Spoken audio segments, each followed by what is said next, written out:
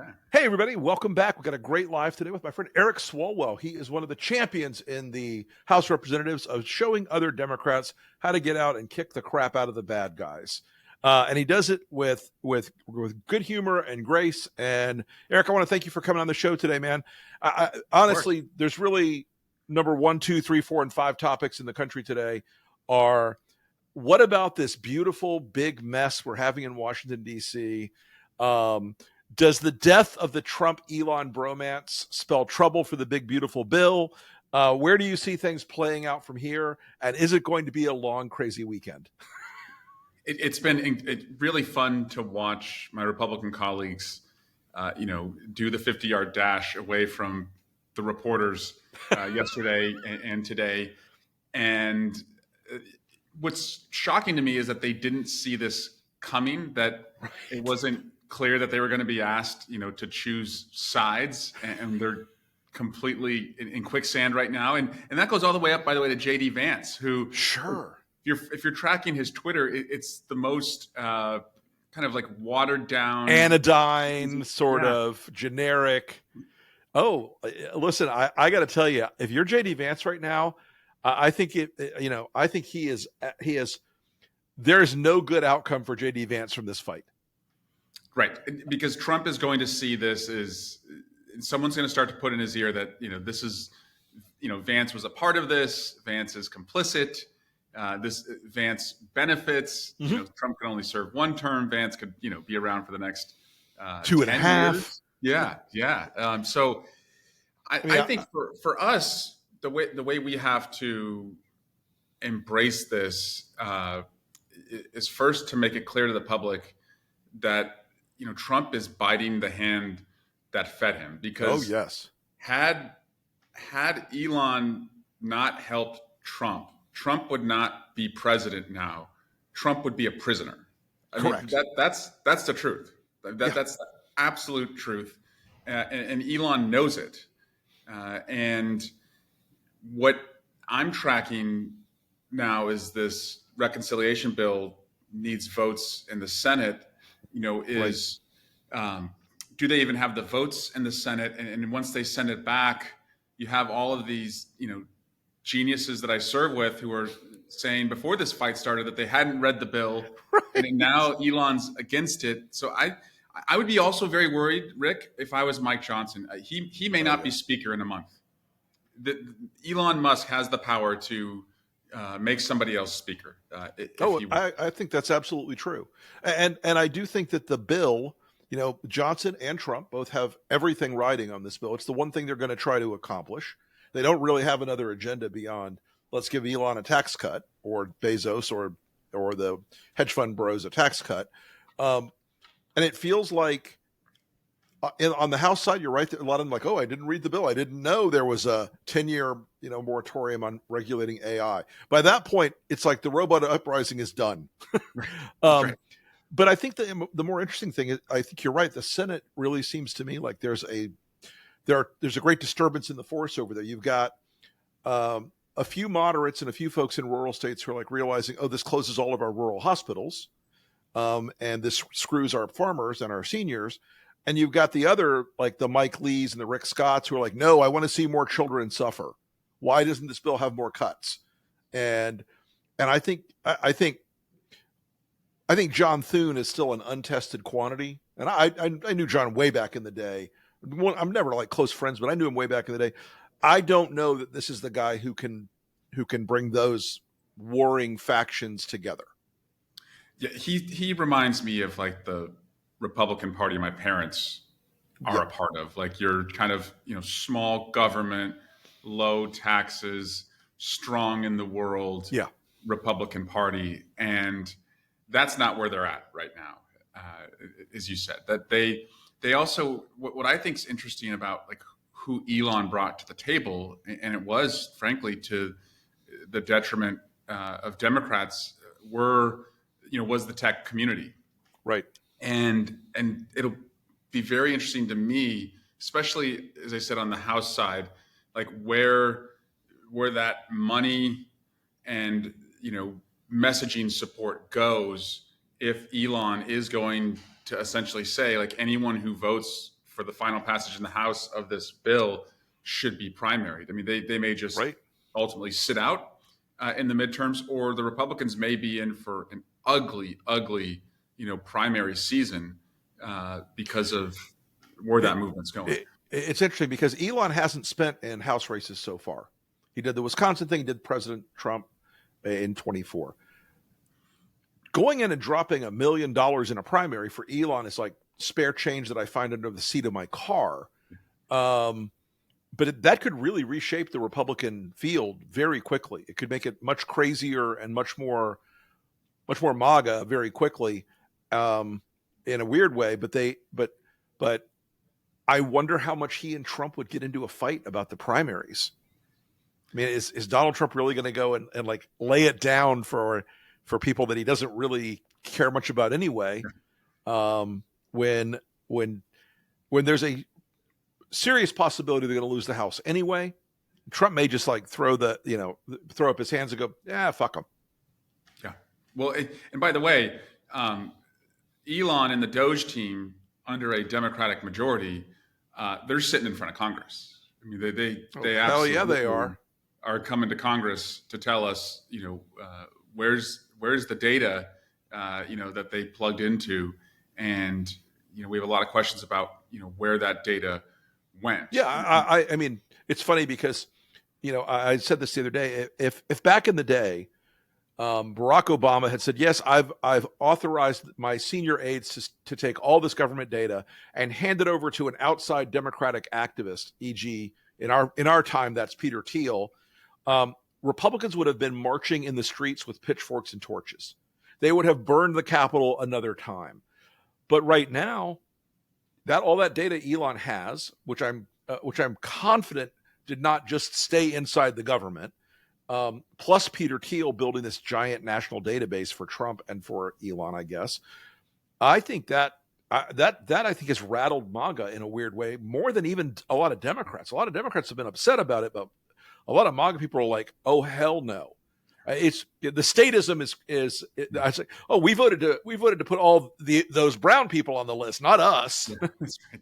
Rick, I also want to point out there's a real opening for Democrats here on what Elon has alleged about Trump being complicit in child sex trafficking. Absolutely. But so Elon said, Trump is blocking the Epstein files because he's in the Epstein files. Right. Now, to me, the way I view that is, Democrats need to lean in. I mean, many of Trump's supporters, and again, coming from a Republican background and family and marrying into a Indiana family, there are many people who hate politics. And Sure. they saw Donald Trump as the guy that was going to smash and break everything. He was going to tell us what really happened with Kennedy, what's going on with these UAP sightings, what is the real in Epstein, and that he doesn't care about red team, blue team. He's going to give them all of that. Right.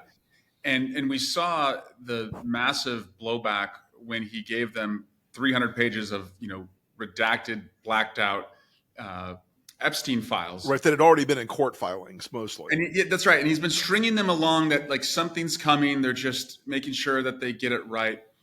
And for Democrats, I think where we need to go on this is, what is Trump's complicity in child sex trafficking? And who has he told, to block its release? And so on the Judiciary Committee, that's what we're thinking through right now is, how do we make sure every witness who testifies in Congress from DOJ, is asked under oath about that? Because to me, I think the simplest explanation is the correct one. That's why we have not seen the Epstein files. Is Trump or someone close to Trump doesn't want that out? Yeah, the Occam's razor here is abundantly sharp, and I think you've seen there are already a lot of fractures inside the MAGA world itself, where Dan Bongino, as deputy head of the FBI, and Kash Patel and Pam Bondi are all getting pressure from the MAGA side. Like, show us the Epstein files. We want to see them unredacted. We want to see all the Democrats who are in the Epstein files. And yet, you would think if there were a lot of Democrats in the Epstein files, If Bill Clinton was prominently displayed in the Epstein files, you would think that Pam Bondi would have that out there on Fox News about 30 seconds later, because she certainly seems to be on Fox News about every 5 minutes. You would think that they would have that out there right away. So it is strange to think that they may be slowing down and involved in some sort of conspiracy to protect Trump's reputation for involvement in child sex trafficking. I actually think his supporters have probably already priced in that, like, he's in that world. And I don't think that bothers them.